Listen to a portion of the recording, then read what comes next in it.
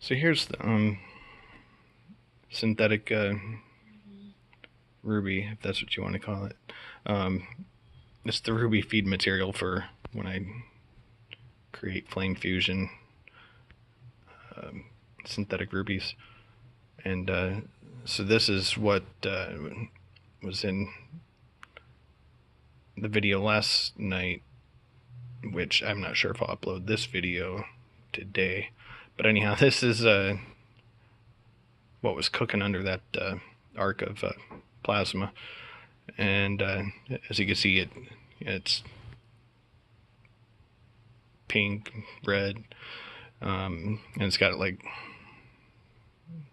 a lot of other darker color in there. And that's because I put the 30 micron aluminum powder in here to try to make a more conductive pile, because the oxides are very non-conductive, so it's hard to get the arc to actually hit a spot on the pile. It wants to get the electrode the shortest path possible.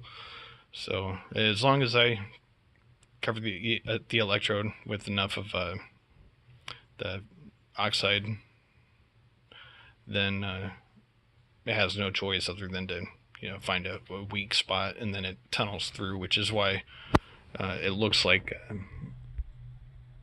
Swiss cheese there. There's something coral.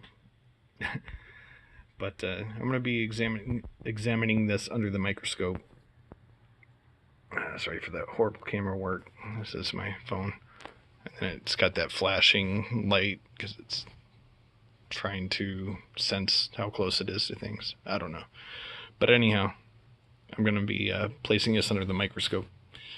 I just wanted to get a recording of this before I break it up. I'm just going to mainly work on this centerpiece here, which is where the arc remains stable.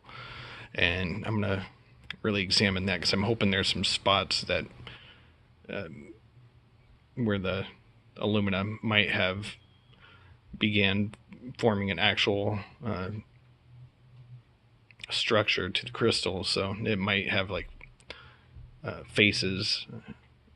I don't know. We'll see. I'm hoping not to find some hexagonal patterns or trigonal. So I don't expect to see that like right where the arc was, but maybe on the outside where it was heated, but it wasn't being directly hit by the arc, and might have had a chance to actually crystallize. So we'll see. Anyhow, thanks for watching. If I upload this, see you guys next time.